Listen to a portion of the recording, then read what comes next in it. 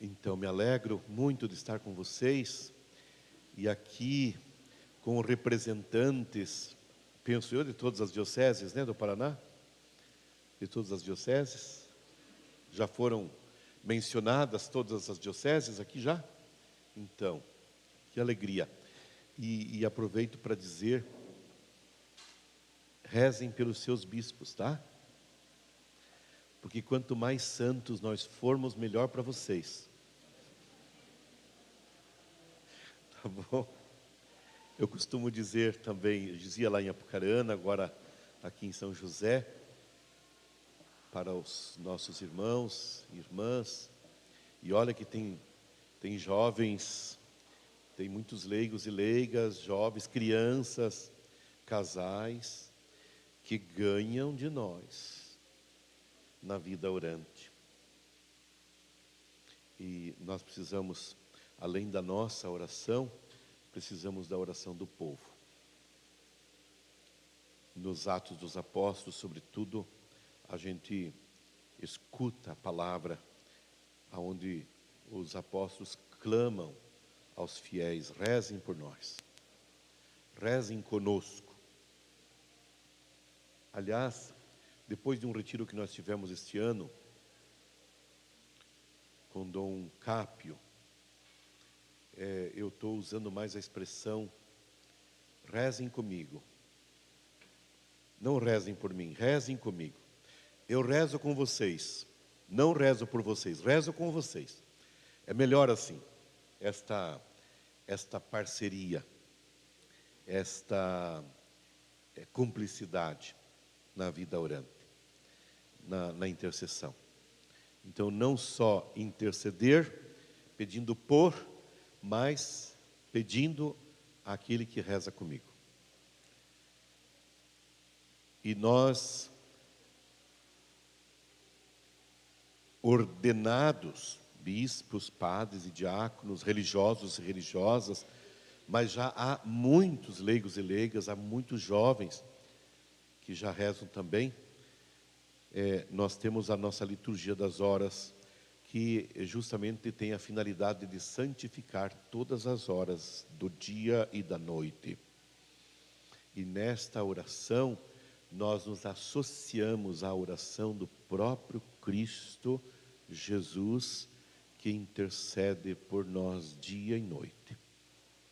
E com Ele, claro, todo o céu, todos os santos, todos os anjos, de uma maneira muito especial a Virgem Maria, invocada sob diversos títulos, na América Latina, Guadalupe, no Brasil, Aparecida, no Paraná, Rocio, nas nossas dioceses, Apucarana, por exemplo, Lourdes, mas temos tantos outros títulos de Nossa Senhora. Eu, desde criança, aprendi a ter um amor, um carinho, uma proximidade com o céu, através de Nossa Senhora do Perpétuo Socorro. Ela é a mãe do Perpétuo Socorro. Mas quem é o nosso Perpétuo Socorro? É Jesus. Ela é a mãe do Perpétuo Socorro. E com ela, nós estamos sempre com Jesus. Com ela, nós estamos sempre muito bem socorridos. Então, continuemos a nossa vida orante. Quero partilhar com vocês algumas palavras que eu preparei, mas também não quero ficar muito apegado ao que escrevi. Primeiramente, vamos para a palavra. Peguei uma Bíblia emprestada aí de vocês, tá? O texto de Marta e Maria, no Evangelho de São Lucas, capítulo 10, versículos 38 a 42. Eu estou aqui com a Bíblia do Peregrino.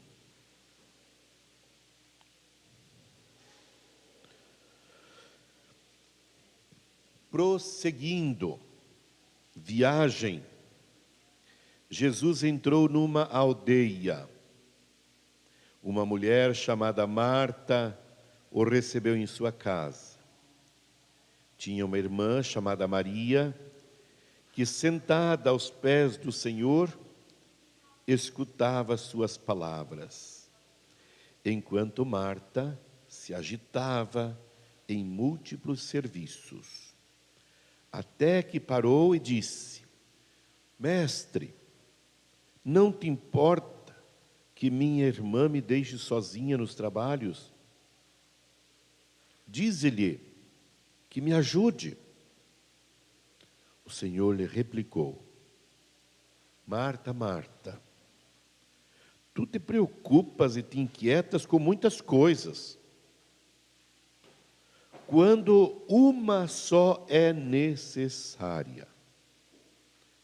Maria escolheu a melhor parte, que não lhe será tirada. Irmãos e irmãs, Jesus não está condenando Marta, e Jesus não está exaltando Maria, por estar num momento com o Mestre, por estar num momento escutando Jesus. Maria está repreendendo Marta, porque ela está trabalhando, mas angustiada. E Jesus está exaltando Maria, porque Maria tem uma vida orante. Não é um momento aos pés de Jesus. Este momento aos pés de Jesus revela a sua vida orante. E é justamente isso que eu gostaria de partilhar com vocês. A nossa vida de oração não deve ser momentos estanques, momentos em que nós deixamos nossos afazeres para ficarmos rezando. Mas a nossa oração, o nosso tempo privilegiado para o momento de oração, de adoração, de leitura orante da Bíblia, de reza do terço, ou de um momento de contemplação, deve ser o resultado de uma vida orante 24 horas por dia.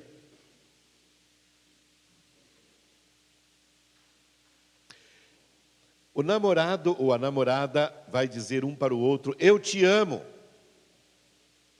Mas esse eu te amo não deve ser uma palavra isolada, um chavão, uma coisa já decorada, que às vezes até se diz sem sentido.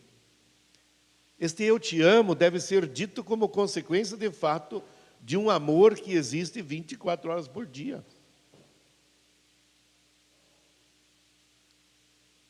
Nós vamos à missa. Tudo bem, semanalmente, quem sabe alguns tenham a alegria de participar diariamente.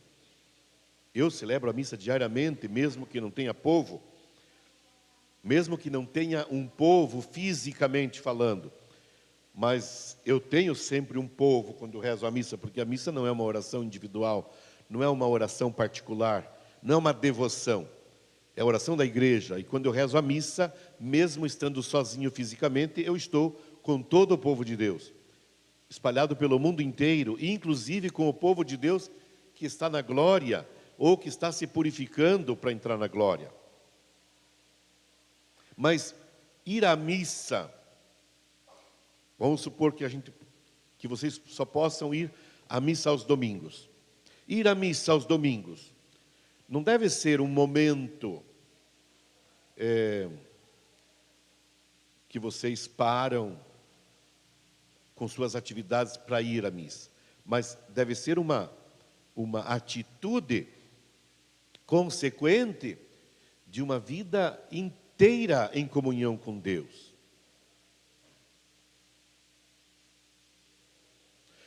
Eu sou muito pelo dízimo. Eu prego muito sobre o dízimo.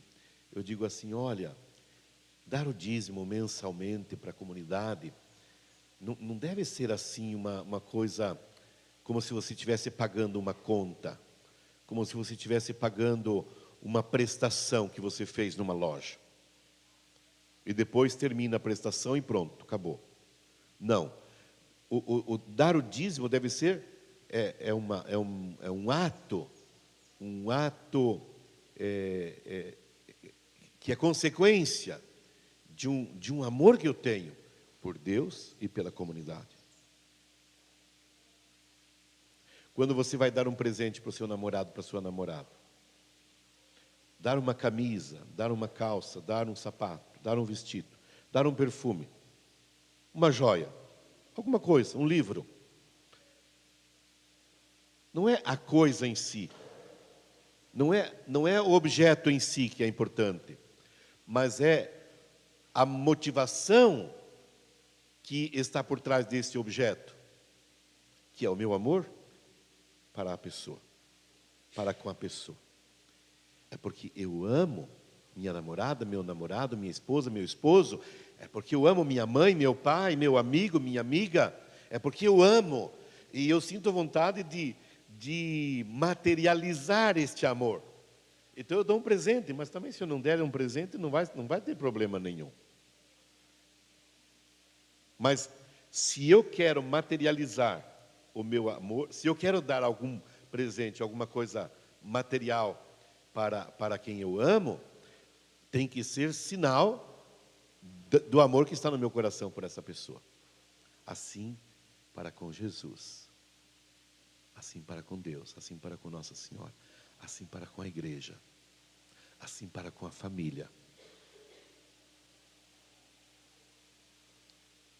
Muito bem. Marta e Maria recebem Jesus em casa. Enquanto Marta vai para a cozinha preparar a comida, Maria fica aos pés de Jesus escutando. Marta reclama para Jesus que sua irmã poderia ajudar na cozinha. Jesus tem uma resposta surpreendente. Marta, Marta, andas muito inquieta e te preocupas com muitas coisas. No entanto, uma só coisa é necessária. Uma só coisa é necessária. Maria escolheu a boa parte, que lhe não será tirada. A resposta de Jesus tem inúmeras interpretações, porém, ela pode ajudar-nos a refletir sobre a espiritualidade na missão.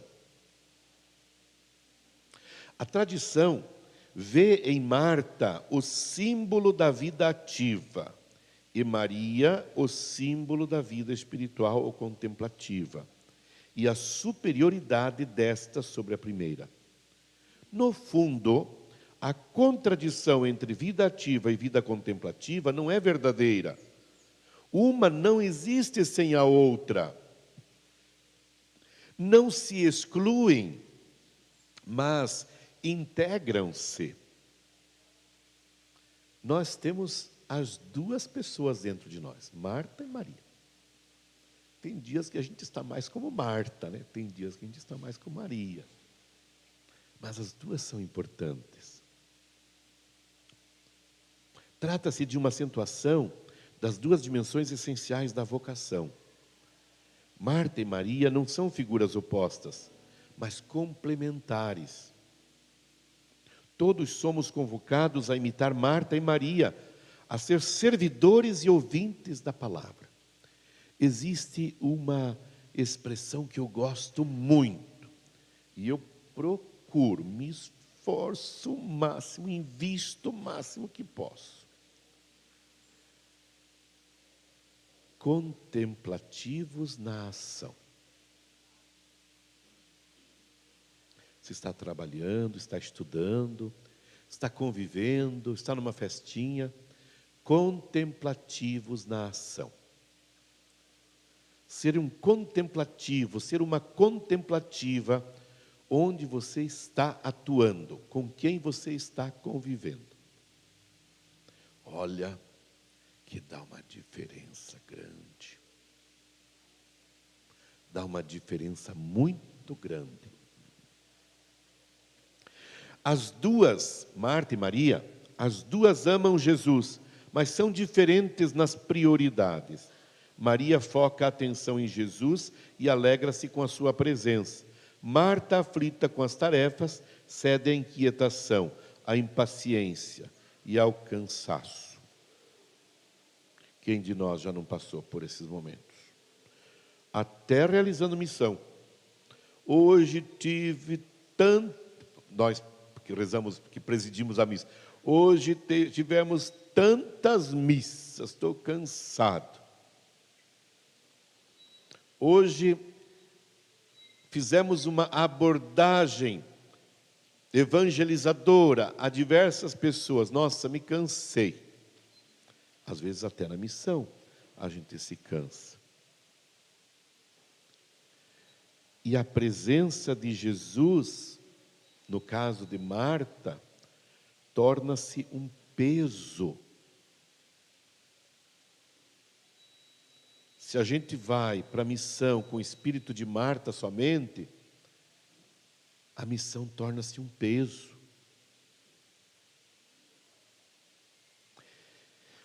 O estado de agitação de Marta leva Jesus a chamá-la com carinho, repetição do nome, Marta, Marta.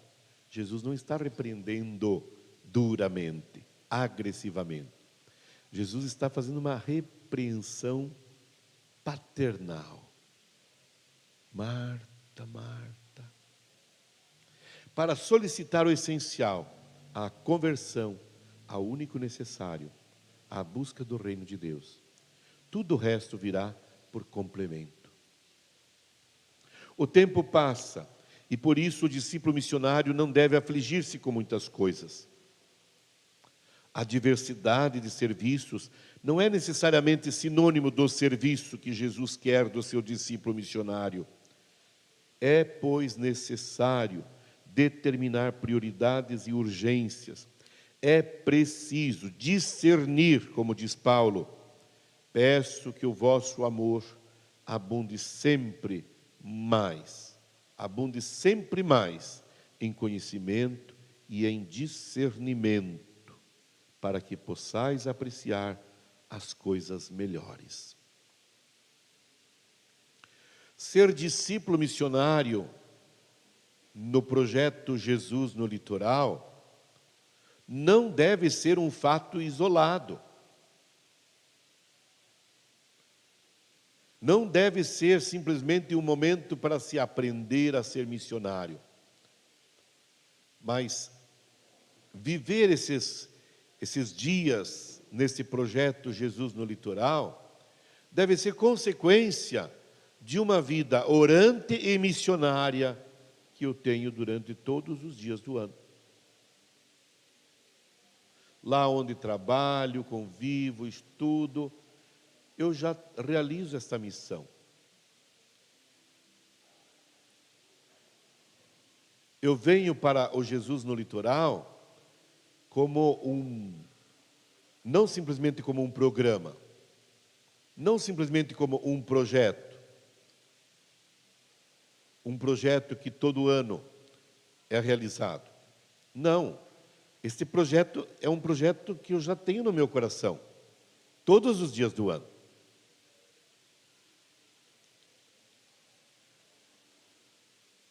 Este testemunho, esta pregação, este amor que eu quero favorecer que as pessoas experimentem nesses dias aqui no Jesus no Litoral, já é uma atividade minha durante todo o ano, com as pessoas com quem eu convivo, com quem eu trabalho, com quem eu estudo. Entendeu?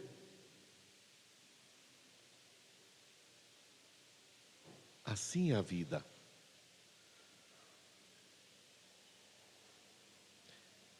Eu não devo estar aqui com vocês como um fato isolado. Todos os dias eu estou envolvido na missão.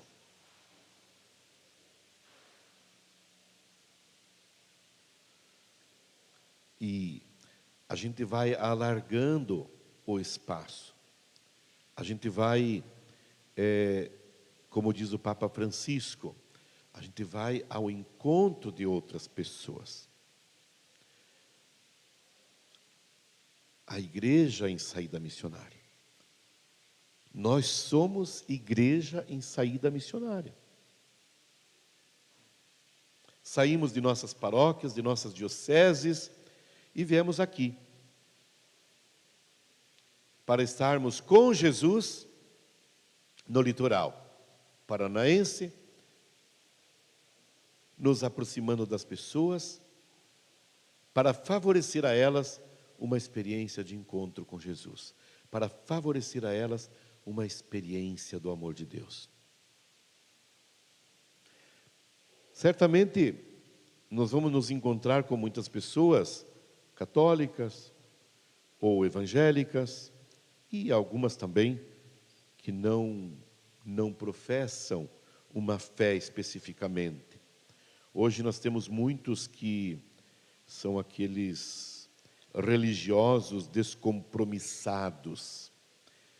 A pessoa diz assim: eu creio em Deus, eu rezo todo dia, e alguns até rezam catolicamente.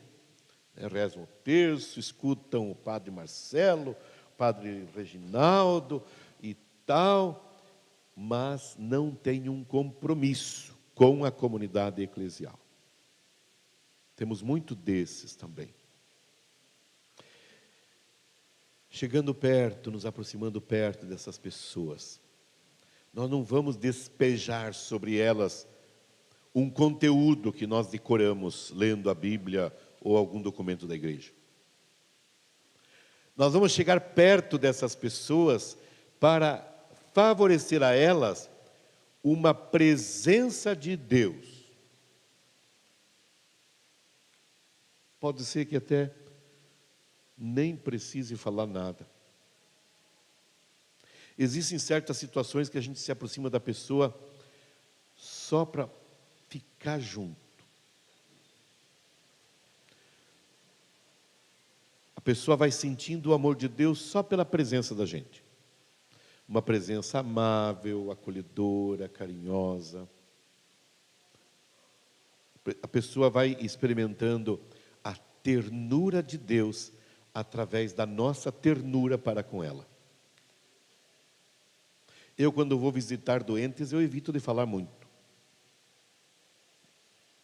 Vocês já tiveram doente alguma vez? Vocês já estiveram no hospital, hospitalizados assim alguma vez? A gente não quer saber de muitas palavras. Mas como é gostoso a pessoa que está cuidando da gente estar ali, silenciosa, não precisa falar nada, manifestando o seu carinho, o seu amor, às vezes só pelo olhar, ou alcançando para a gente alguma coisa, simplesmente. Então,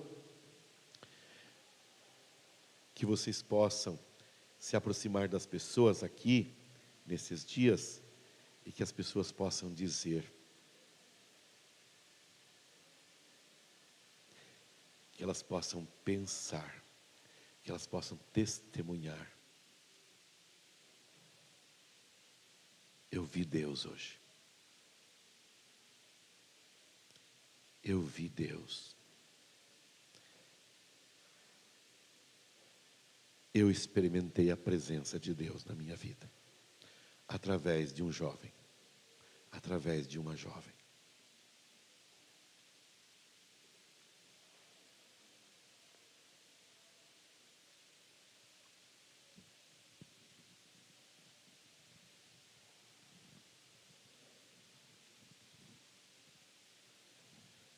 Achei oportuno retomar a bela reflexão presente na encíclica Redemptoris Missio, de 1990, sobre a validade permanente do mandato missionário do atual São João Paulo II. O capítulo 8º desta encíclica é dedicado à espiritualidade missionária. Vamos, portanto, conversar sobre os 4 pontos. Até que horas que vai? Veja para mim. Sobre os 4 pontos deste capítulo. Primeiro ponto, se a gente não puder refletir sobre tudo, pelo menos que vocês saibam quais pontos tratam esse capítulo, e depois vocês poderão até procurar esse documento. Viver o mistério de Cristo enviado. Terceiro ponto, amar a igreja e os homens como Jesus os amou. Aliás, esse é o mandamento último de Jesus, que resume todos os mandamentos. Na última ceia, Jesus disse aos apóstolos: o que eu vos mando é isto, que vos ameis uns aos outros, como eu vos tenho amado. E quarto ponto, o verdadeiro missionário é o santo. Santidade.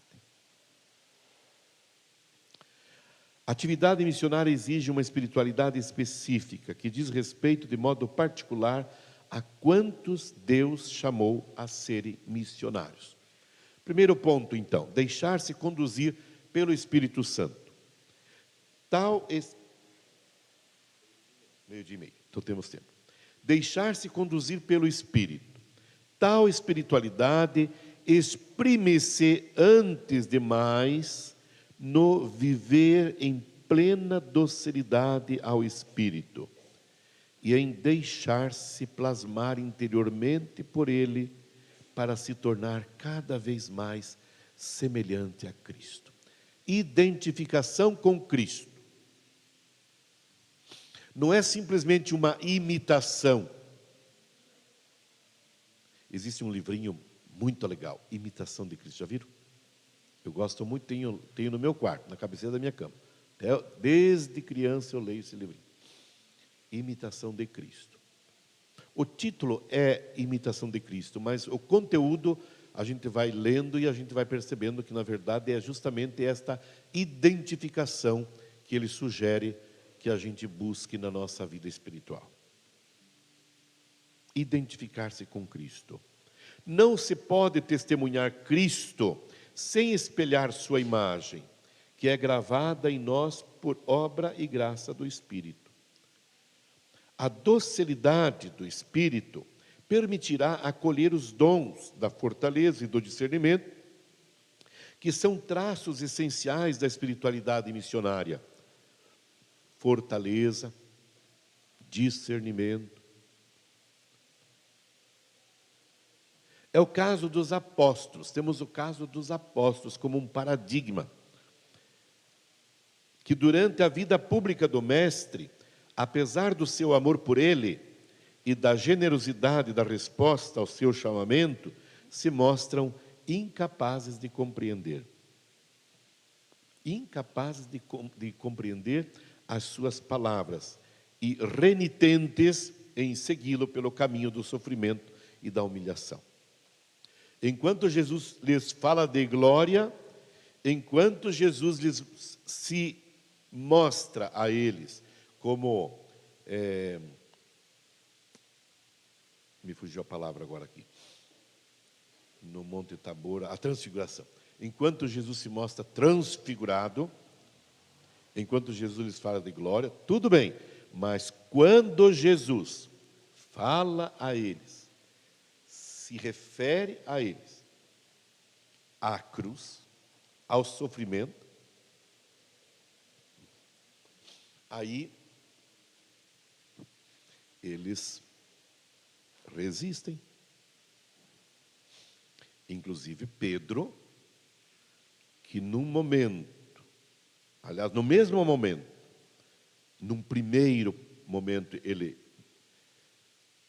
confessa Jesus como Messias, tu és o Cristo, o Filho de Deus vivo. Num segundo momento, nesse mesmo fato, no segundo momento, quando Jesus fala da cruz, da morte, da paixão, da morte, não, isso não pode acontecer com o Senhor, não. E o que Jesus diz para Pedro? Afasta-te de mim, Satanás. Porque você não está pensando como Deus, mas está pensando como homem.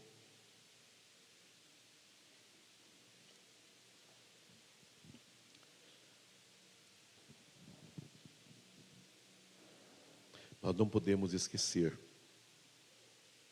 de que na nossa vida, como discípulos missionários de Cristo, carregamos dentro da gente estas duas forças: a força da glória de Deus e a força da cruz.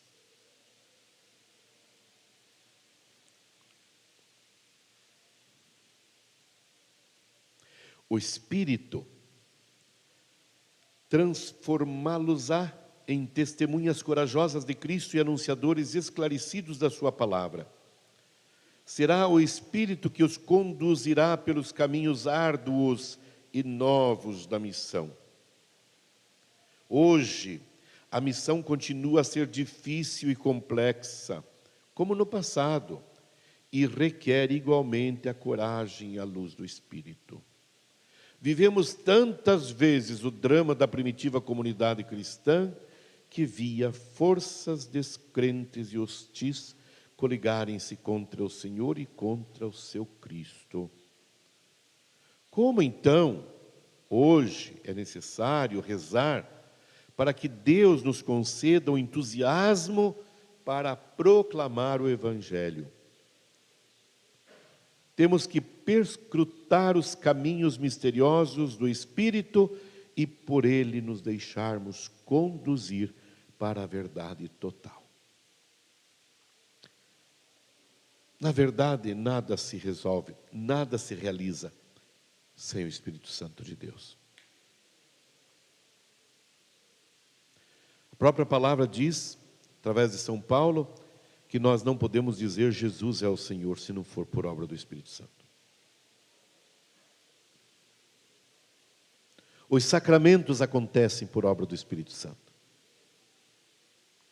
O batismo, a crisma, a Eucaristia, a confissão, a unção dos enfermos, o sacramento do matrimônio, o sacramento da ordem, tudo por obra do Espírito Santo.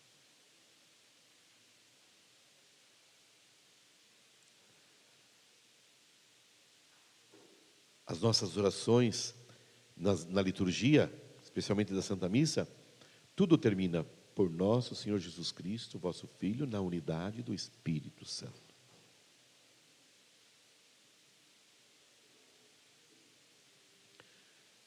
Deixemo-nos conduzir pelo Espírito Santo.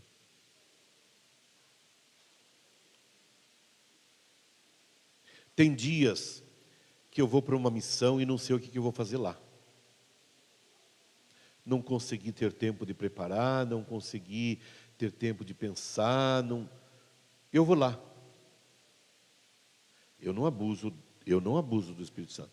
Na medida do possível, eu preparo. Eu procuro estar. E a minha preparação não é simplesmente uma preparação no momento, já é uma preparação que vem de longe, desde o tempo que eu era seminarista. Agora, quando eu vou preparar uma missão, eu, vamos dizer assim, dou um acabamento, mas eu confio no Espírito Santo, e tem vezes que eu não consigo fazer essa preparação propriamente dita. Esses dias eu fui numa missa, e preguei na missa que até eu fiquei... Porque quando a gente está pregando, os primeiros ouvidos que estão mais perto da nossa boca são os nossos, né? Eu estou pregando para vocês, mas os primeiros ouvidos mais perto da minha boca são os meus. Então, estou falando para mim em primeiro lugar. Eu cheguei nesta missa, celebrei esta missa, preguei nesta missa, e eu fiquei admirado comigo mesmo. Como é que pode? Não preparei nada, não sabia o que ia dizer.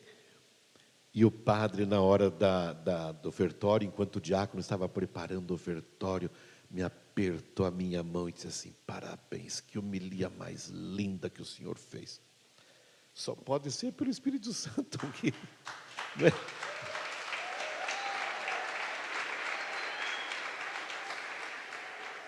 Porque com as nossas fragilidades humanas, e ainda sem ter tido tempo de uma preparação, e fazer uma pregação que chamou a atenção até do pároco, então, é porque é obra do Espírito Santo mesmo. Deixar-se conduzir pelo Espírito. Olha, eu digo para vocês, viu? A gente evita tanta burrada na vida, deixando-se conduzir pelo Espírito Santo de Deus. Até por palavras. Às vezes a gente fala demais. E quando a gente fala demais, a gente fala a partir da gente. E quando a gente fala a partir da gente, a gente corre um risco grande de dizer besteira, de ofender, de ferir.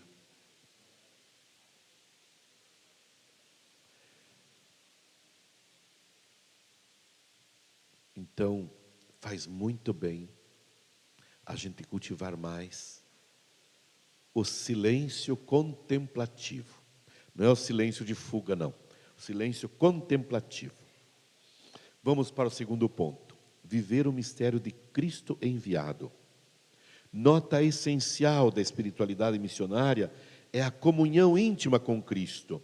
Não é possível compreender e viver a missão senão na referência a Cristo, como aquele que foi enviado para evangelizar.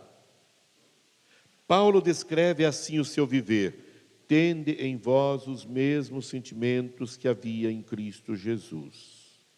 Ele, que era de condição divina, não se reivindicou o direito de ser equiparado a Deus, mas despojou-se a si mesmo, tomando a condição de servo, tornando-se semelhante aos homens. Tido pelo aspecto como homem, humilhou-se a si mesmo, feito obediente até a morte e morte de cruz. Filipenses 2, 5 a 8. Aqui aparece descrito o mistério da encarnação. O mistério da encarnação e da redenção, como despojamento total de si mesmo, que leva a Cristo a viver plenamente a condição humana e aderir até o fim ao desígnio do Pai. Trata-se de um aniquilamento que, todavia, está permeado de amor e exprime o amor. Muitas vezes a missão percorre esta mesma estrada, com o seu ponto de chegada aos pés da cruz. Não nos esqueçamos, não tenhamos medo de chegar aos pés da cruz, porque nós vamos encontrar, além de Jesus, nós vamos encontrar Maria, a sua preciosa mãe, que está ali, de pé, para significar que ela estava ali com toda a sua disposição, estava toda disposta a sofrer com o seu próprio filho. Ao missionário, pede-se que renuncie-se a si mesmo e a tudo aquilo que antes possuía como seu, e se faça tudo para todos. Na pobreza, que o torna livre para o Evangelho, no distanciar-se de pessoas e bens do seu ambiente originário para se fazer irmão daqueles a quem é enviado, levando-lhes Cristo Salvador. A espiritualidade do missionário conduz a isto: com os fracos fiz-me fraco, fiz-me tudo para todos, para salvar alguns a todo custo. Tudo faço pelo Evangelho. 1 Coríntios 9, 22 a 23. Tudo faço pelo Evangelho. Ai de mim se eu não pregar o Evangelho. Precisamente porque enviado, o missionário experimenta a presença reconfortante de Cristo que o acompanha em todos os momentos da sua vida. Não tenhas medo. porque eu estou contigo. Atos 18, 9 a 10. Aliás, esta palavra eu assumi como lema da minha ordenação diaconal. Não temas, fala e não te cales. Ninguém se aproximará de ti para te fazer mal. Eis que eu tenho um povo numeroso nesta cidade.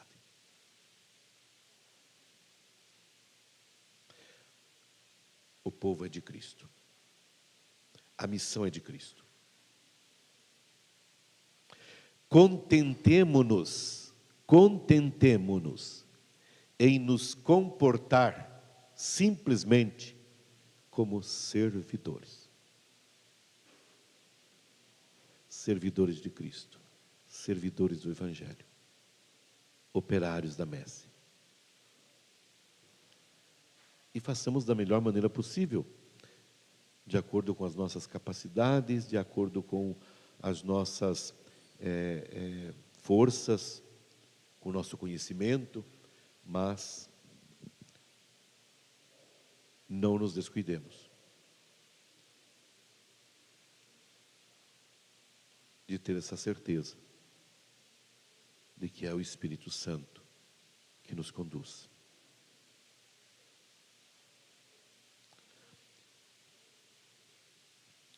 Na missão, quando nós nos aproximamos das pessoas, tenhamos estas duas imagens. Primeiro,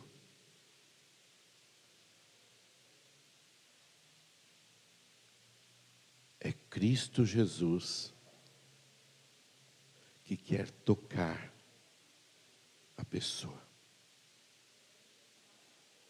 Segunda coisa, eu não devo reter a pessoa para mim. Eu sou simplesmente um servidor. Eu sou simplesmente uma placa indicativa. Quando a gente vai para um determinado lugar e a gente se depara com uma placa apontando a direção para onde a gente deve ir, a gente não fica parado na placa. A gente usa da placa para chegar aonde precisa chegar. Então que as pessoas possam também usar de nós para chegar onde devem chegar, que é o próprio Cristo. E contentemo-nos em sermos placas indicativas. Contentemo-nos em sermos um referencial. Terceiro ponto, amar a igreja e os homens como Jesus os amou. A espiritualidade missionária caracteriza-se, além disso, pela caridade apostólica, a de Cristo que veio para fazer a unidade, para trazer à unidade os filhos de Deus que andavam dispersos, segundo João 11:52. O bom pastor, que conhece as suas ovelhas, procura-as e oferece a sua vida por elas. João 10. Quem tem espírito missionário sente o ardor de Cristo pelas almas e ama a igreja como Cristo a amou. O missionário é impelido pelo zelo das almas, que se inspira na própria caridade de Cristo, feita de atenção, olha, isso aqui é importantíssimo, feita de atenção, ternura, compaixão, misericórdia, acolhimento, disponibilidade e empenhamento pelos problemas da gente. O amor de Jesus envolvia o mais fundo da pessoa. Ele que sabia o que há em cada homem. João 2:25. Amava a todos para lhes oferecer a redenção e sofria quando esta era rejeitada. O missionário é o homem da caridade para poder anunciar a todo irmão que Deus o ama e que ele próprio pode amar. Ele terá de usar de caridade para com todos, gastando a vida ao serviço do próximo. Ele é o irmão universal, que leva consigo o espírito da igreja, a sua abertura e amizade por todos os povos e por todos os homens, particularmente pelos mais pequenos e pobres. O missionário tem que ter esta consciência: eu sou igreja. E estou aqui evangelizando em profunda comunhão com a ação evangelizadora da igreja. Não sou eu que evangelizo. Os méritos que vamos conseguir na missão aqui em Jesus no Litoral não é nosso. Os méritos é de Cristo, os méritos é da igreja. Desculpa dizer, nem da RCC. Os méritos não é da RCC. A RCC existe por causa da igreja. Sem igreja nós não existimos. A RCC, como tantos outros movimentos que existem na igreja, e a cada tempo esses movimentos vão se renovando, os movimentos são aberturas do Espírito Santo para todo mundo ir para o céu. Alguns entram pela renovação, outros pelo apostolado da oração, outros pela legião de Maria.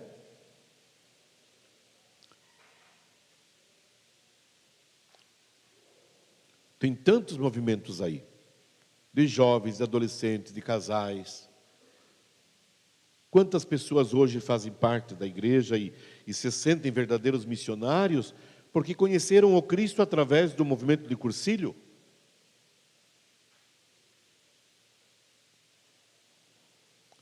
Então, nós temos que ter essa consciência.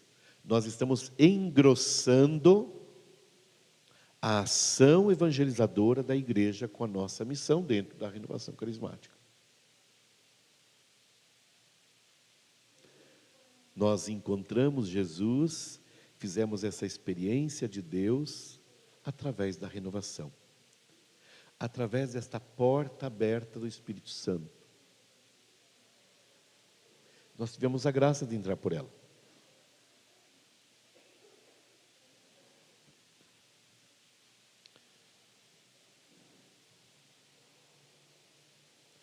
Não nos esqueçamos de que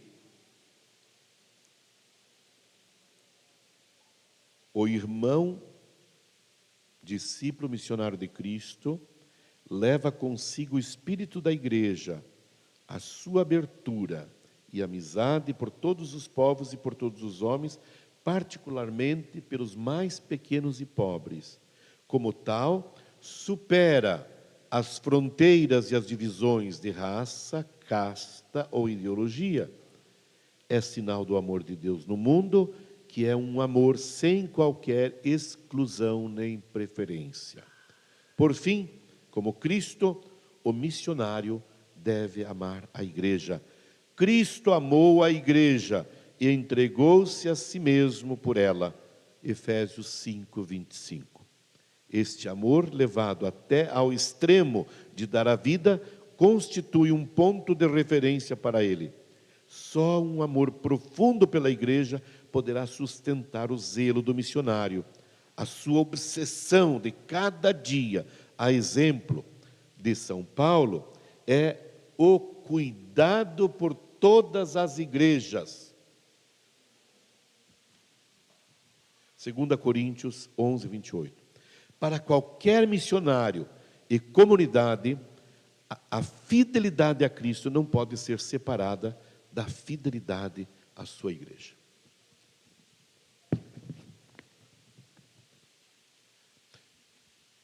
Eu rezo, mas não vou à igreja. Eu rezo, mas não tenho igreja. Não vamos julgar ninguém, tá? Não estamos aqui para julgar ninguém. Mas ser de Cristo sem ser da igreja, tem alguma coisa errada aí. Tem alguma coisa que não está funcionando. Eu dizer que sou de Cristo, que eu amo a Deus, até faço uns atos de caridade aí, dou um prato de comida para um pobre, faço uma faxina no guarda-roupa e dou umas roupas para alguma entidade, mas não sou da igreja, não pertenço à igreja, não tenho nenhuma igreja. Alguma coisa está errada aí. Está faltando uma compreensão teológica, espiritual. Muito bem. O verdadeiro missionário é o santo. Ai, ai, ai. Nós ficamos impressionados, né, com as celebrações no Vaticano, com o Papa, ou em outros lugares com representantes do Papa, na beatificação ou canonização dos santos. E temos aí bastante santos novos, agora Paulo VI, né, o Papa Paulo VI, temos leigos e leigas, jovens, mártires que estão sendo canonizados, estão sendo tornados oficialmente, estão oficialmente sendo colocados à nossa disposição como modelos e como intercessores. Mas a santidade é para todos nós. Nós devemos ser santos. Santos que seguem a Cristo, que adoram a Deus, que amam a igreja, que se colocam à disposição na missão, que intercedem pelos outros. Nós pedimos a intercessão de Nossa Senhora, pedimos? Do Espírito Santo, São José, de tantos outros santos, São Francisco, Santo Antônio. E vocês certamente já tiveram a experiência de pessoas dizerem assim: rezem por mim, rezem por mim. E a gente reza. Hoje vamos rezar por fulano, por ciclano. Vamos rezar por essa pessoa que está doente. Vamos rezar por essa pessoa que está numa situação difícil. Nós intercedemos. Então, nós já estamos vivendo neste mundo a dimensão da santidade. Nos esforçamos também por viver em estado de graça, não obstante as nossas fragilidades, os nossos pecados, que nos perseguem a cada dia, e muitas vezes caímos, mas nós não deixamos de ser candidatos à santidade porque pecamos. Aliás, que fique bem claro, nós não deixamos de ser pecadores porque fomos absolvidos dos nossos pecados no sacramento da confissão. Nós não somos pecadores porque pecamos, nós pecamos porque somos pecadores. Quando nós somos absolvidos dos pecados no sacramento da confissão, somos absolvidos dos pecados, mas não somos libertados da nossa condição de pecadores. Não obstante, Deus nos ama imensamente como tais.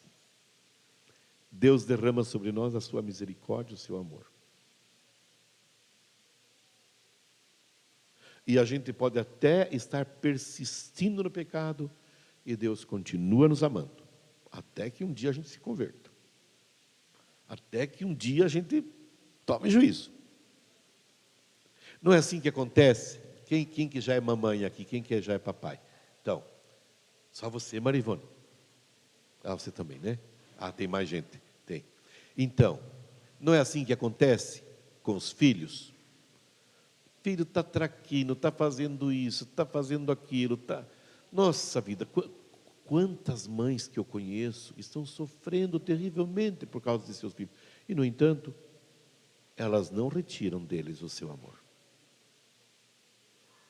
O filho está até sendo mau, agressivo para a própria mãe. E a mãe está amando o filho, a filha, com mais força ainda.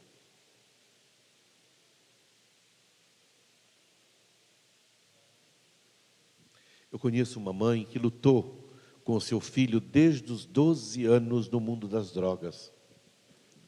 Hoje ele está com 45 anos. Hoje ele se livrou das drogas. A mãe está muito feliz, mas ela lutou durante todos esses anos, fazendo tudo que estava ao seu alcance, investindo tudo que tinha para ajudar o filho a sair das drogas.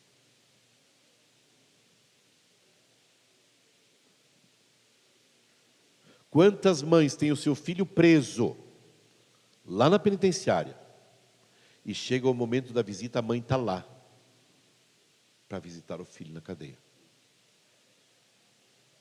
Ora, se nós humanos somos assim, então Deus, muito mais. Não devemos abusar da sua bondade, né? Não é bom que a gente abuse da sua bondade, mas que a gente tenha essa confiança. O chamamento à missão deriva, por sua natureza, da vocação à santidade. Todo missionário só o é autenticamente se empenhar no caminho da santidade. A santidade deve-se considerar um pressuposto fundamental e uma condição totalmente insubstituível para se realizar a missão de salvação da Igreja.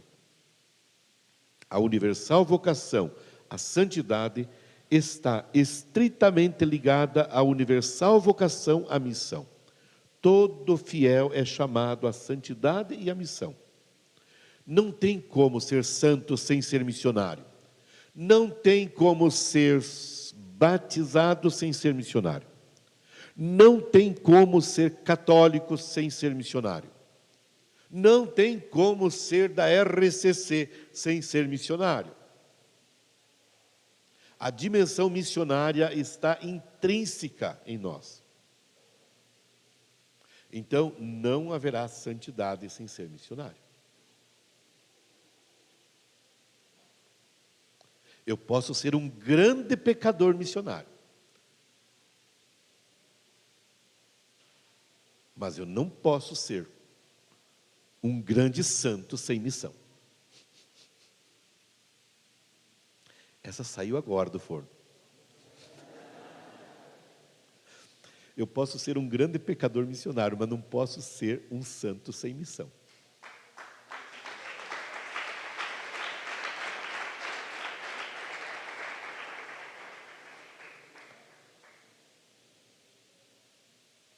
A espiritualidade missionária. Aliás, este foi o voto ardente do Concílio Vaticano II ao desejar, com a luz de Cristo, ao desejar que a luz de Cristo reflita no rosto da igreja, ilumine todos os homens, anunciando o Evangelho a todas as pessoas. A espiritualidade missionária da igreja é um caminho orientado para a santidade. O renovado impulso para a missão ad gentes exige missionários santos. Não basta explorar com maior perspicácia as bases teológicas e bíblicas da fé, nem renovar os métodos pastorais, nem ainda organizar e coordenar melhor as forças eclesiais. É preciso suscitar um novo ardor de santidade entre os missionários e em toda a comunidade cristã, especialmente entre aqueles que são os colaboradores mais íntimos dos missionários. Pensemos no ímpeto missionário das primitivas comunidades cristãs.